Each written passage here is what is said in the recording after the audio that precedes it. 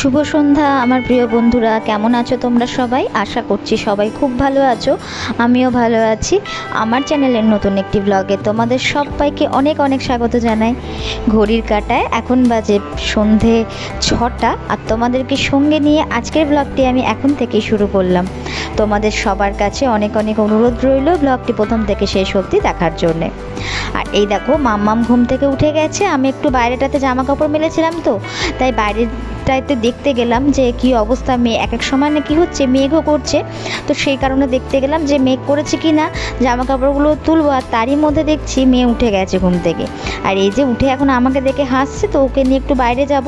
তো তোমাদেরকে একটা জিনিস দেখাই, এই দেখো কালকে যে আমার হাতে লেগেছিলো, এই দেখো এইভাবে না পুড়ে গেছে। আর রাত্রেবেলাতে একটা ক্রিম লাগিয়েছিলাম, সেই ক্রিমটা লাগানোতে একটু শুকিয়েও গেছে, বেশ জ্বলনটা একটু কমও হয়েছে আমার।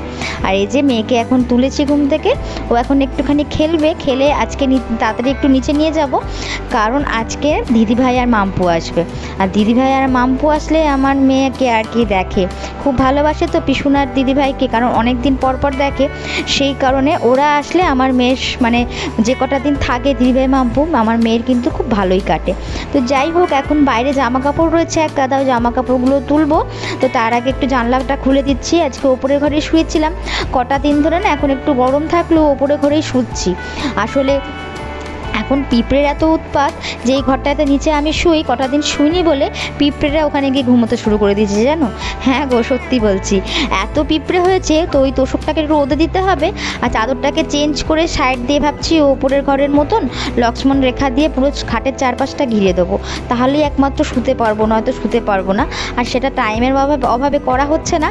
তবে আজকে সকালে এটা করা হয়েছিল, কিন্তু সেটা তোমাদের সঙ্গে শেয়ার করা হয়নি, তো করেছি। এবার এই সোমবার থেকে আবার ওই ঘরেই শোবো। আর এই দুটো দিন যেহেতু দিদিভাই ওরা থাকবে, আর তোমাদের দাদা ভাইয়ের অফিস ছুটি, তো এখন ওপরেই কটা দিন শুয়ে পড়বো, আর সোমবার থেকে আবার ওই ঘরে শোবো। তো এখন এই জামা কাপড়গুলো তুলবো, তার জন্য মেয়েটার সঙ্গে একটুখানি খেলছিলাম, আর সেই ফাঁকে আমি জামা কাপড়গুলো তুলে নিয়েছি। আর এই দেখো মেয়েকে একটা চেয়ার বের করে দিয়েছিলাম, ও চেয়ারটা নিয়ে এখানে বসেছিল, আর সেই ফাঁকে আমি আমার কাজগুলো করছিলাম। তো এবার নিচে যাব, দিদিভাইরা চলে এসেছে, মোটামুটি 10-15 মিনিট হয়েছে। আমি আওয়াজে পেয়েছি, কিন্তু মেয়েটা একটুখানি ঘুম থেকে ওঠার পরে ছাদে একটু খেলে, তো সেই কারণে আর যায়নি নিচে। তো এই যে এখন চলে এসেছি, আর দেখো মেয়ের কি রিয়াকশন ওর পিসুনদেরকে দেখে। নিয়ে যাবে বলেছে, সব কিছু নিয়ে যাবে পিসুন বলেছে। বলেছে বউটা নেবে, বলটা নেবে, দাদাইকে নেবে, ঠাম্মিকে নেবে। দিদিভাই আসেনি, পাগুলো দেখছে। দিদিভাই আসেনি, পিসুন আসেনি, কেউ আসেনি। ওটা তো ভালো দাদা, ওটা ভালো দাদা তো শুয়ে আছে। আমার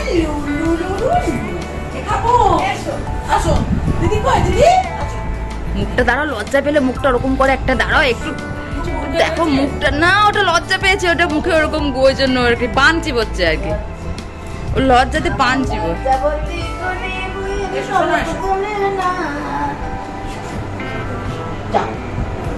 দিদি ওইটা দিদি, দেখি দাও দিদি কোথায়।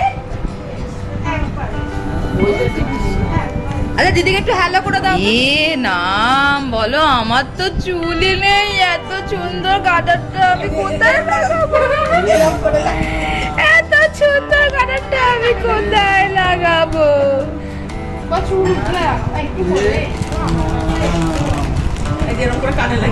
দাও দিদি ভাইকে হাম্পি করে দাও, দিদি ভাইকে হাম্পি করে দাও। হ্যাঁ সোনা দিদি। আরে পিসুনকে একটু বকু করে দেবো? করবো না কেন, হাম্পি দিতে হবে। আর দেখলে আমার মেয়ের রিয়াকশান, পিসুনা দিদিভাইকে দেখে একদম লজ্জাপতি হয়ে গেছে। আসলে অনেক দিন পর দেখেছে, তো সেই কারণে খুবই লজ্জা পাচ্ছে, সেই কীরকম একটা করছে মুখটাকে। তারপরে কিছুক্ষণ বাদে আস্তে আস্তে ও দিদিভাই ওর জন্য চিপস কিনে নিয়ে এসেছে, গার্ডার কিনে নিয়ে এসেছে, তো সেইগুলো দেখে খুব খুশি আর কি। তো এখন দিদিভাইয়ের কাছেই বসে আছে। দিদিভাই আর পিসুনা আসলে দিদিভাইকে ছেড়ে ও আর কারোর কাছে যাবে না। দিদিভাইয়ের সঙ্গে খুব মানে দিদিভাইকে ভীষণ ভালোবাসে আর কি, মানে ওর দিদিভাইকে আর কি, মাম্পুর কথা বলছি, ভীষণই ভালোবাসে। তো এই যে এখন বসে বসে একটু চা খাওয়া হচ্ছে, মা চা বানিয়ে নিয়ে এসছে। তো চা খাওয়ার পরে মেয়েটাকে নিয়ে দিদিভাই, মাম্পু আর আমার শাশুড়ি মা একটু বেরোবেন, তো সেই কারণে মেয়েটাকে একটু রেডি করে দিয়েছি আর সবাই রেডি হয়ে গেছে। আমাকেও বলছিল বেরোতে, জানো তো, কিন্তু ব্যাপারটা হচ্ছে কি আমার না এই গরমে আর ইচ্ছা করছে না, যা গরম পড়েছে। মানে সপ্তাহের শেষে বেরোই শুধু মেয়েটার জন্য আর কি, মেয়েটাকে নিয়ে বেরোতে হবে, তাই ভালো লাগে ঘুরতে, সবই ঠিক আছে, কিন্তু ব্যাপারটা হচ্ছে সেই আবার জামা কাপড় পরা যাওয়া খুব কষ্টে, জানো তো, সেই কারণে আমি আর গেলাম না। তারপর টুকটাক রান্না তো থাকেই, রাতের দিকে তো রান্না থাকে।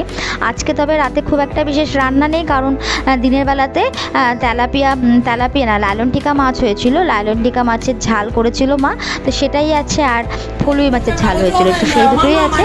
তো সেই কারণে রাতে রান্না করতে হবে না, শুধু একটু ডাল করবো আর ভাতও আছে, জানো তো, রুটিও করা আছে, আজকে অনেকটাই রুটি আছে, রুটিও করতে হবে না। আর কালকে যেহেতু তোমাদের দাদাভাইয়ের অফিস নেই, সে কারণে অফিসের টিফিনটাও করতে হবে না, তাই রান্না নেই। মেয়ের ভাতটা শুধু ফ্রিজ থেকে বের করে সব গরম করা, মেয়ের ভাতও গরম করব, আর একটু ডালটা সাঁতলে নেবো, মানে ফোড়ন দিয়ে নেবো আর কি, ব্যাস তাহলেই হয়ে যাবে। তো এই যে মেয়েটাকে নিয়ে বেরোচ্ছে দিদিভাইয়েরা, এই বেরোনোর ফাঁকেই আমি ভাবছি আমার কাজটা কমপ্লিট করে নেবো। মেয়েটাকে একটু জলও দিয়ে দিলাম, যদি রাস্তায় জল তেষ্টা পায় জলটাও খেতে পারবে। ও তো ভীষণ খুশি, মানে এইটা ও আর কি সপ্তাহের মানে অপডেটে বেরোনো আর কি, মানে অপডেট, কারণ ও তো শনিবার রবিবারে বেরোয়, সেই কারণে আজকে অন্য বার চলে যাচ্ছে ঘুরতে, ওর কাছে বিশালই একটা আনন্দের ব্যাপার। তো দিদিভাইয়েরা ওকে নিয়ে চলে গেল, আর সেই ফাঁকে আমি আমার কাজগুলো একটু করে নিচ্ছি টুকটাক। মেয়ের খাবারের বাসনটা ছিল সেগুলো মাজা হয়নি, সেটা মাজবো। আর আমরা যে সন্ধ্যেবেলায় চা খেলাম সেই চায়ের কাপগুলোও কিন্তু ধোয়া হয়নি, তো ওইগুলোই একটু ধুয়ে নেবো।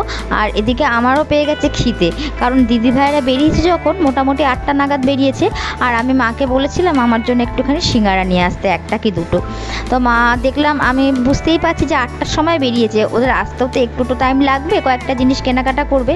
আসলে মামপুর তো এবার 11 হলো, তো সেই কারণে স্কুলের শাড়িগুলো কিনবে, শাড়িটা কিনবে, তারপর সায়া ব্লাউজ সবই কিনতে হবে, আরও কয়েকটা দরকারি জিনিস কেনার আছে, সেই কারণেই ওরা আর কি বেরিয়েছে। তো আমার পেয়ে গেছে খিদে, আমি আর মায়ের অপেক্ষা করতে পারিনি। এই যে এই বাসনটা একটু গুছিয়ে নিচ্ছি, ঝুড়ি থেকে বের করে খালি করা হয়নি বাসনগুলোকে, কারণ মাসি মেজে দিয়ে গেছে, তারপর ওর মধ্যেই ছিল, তো এগুলো একটু খালি করে রেখে দিলাম, আর ঝুড়িটাকে রেখে দেবো, আর তারপরেই আমি একটু খাবো।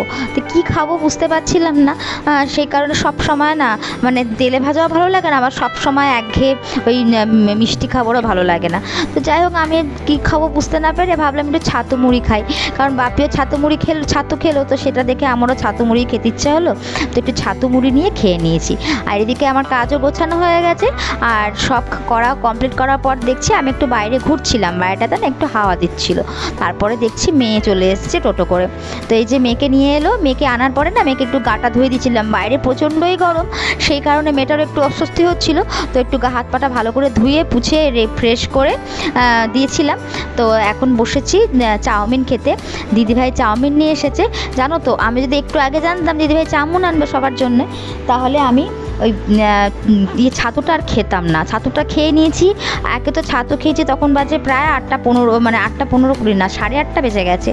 তারপরে এখন দিদিভাই চাউমিন নিয়ে এসেছে, এখন বাজে 9টা 20। এই 9টা 20-তে চাউমিন খাবো, রাতের কখন খাবার খাবো তাই নিজেই জানি না। তো যাই হোক, চাউমিনটা খাওয়ার পরে বাসনগুলো রেখে দিয়েছি, একটু পরে মাজবো। আর তার আগে আমি এই ডালটাতে একটু ফোড়ন দিয়ে নিচ্ছি, ডালটা করে, আর রাতের কিছু খাবার একটু গরম করে নেব, তারপরে মেয়েকে খাওয়াবো। তবে মেয়েকে খাওয়ানোর আগে বাসনগুলো একটু মেজে নিতে হবে। তো চলো, এই যে আমি একটা ডাল সেদ্ধ ছিল, ওই সেদ্ধ ডালটা ফোড়ন দিলাম, আর কালকে না একটা ডালের তরকা করেছিলাম, সেই ডালটাকে একটু গরম করব। এই করতে করতে তোমাদের দাদাভাইও চলে এসেছে অফিস থেকে।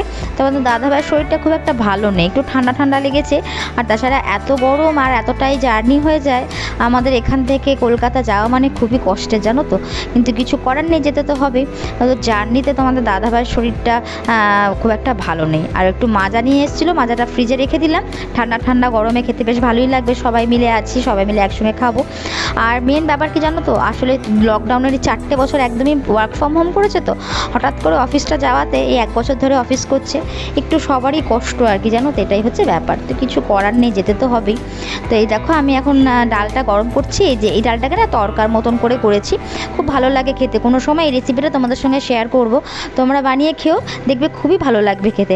আমি মাঝে মাঝে যদি দেখি যে ঘরে ডিম বা কোনো সবজি টবজি কিছু নেই বা ডিম খেতে ইচ্ছা করছে না, তখন আমি এই ডালটা করি। কালকে যেরকম তোমাদের দাদা ভাইয়েরা আমি ডিম খেয়েছিলাম, আর মা বাপির জন্য এই তরকার মতন করে মুসুর ডাল দিয়ে করেছিলাম, খুব ভালো লেগেছিল খেতে। মা বাপিও খেয়েছে আর আমরাও খেয়েছি।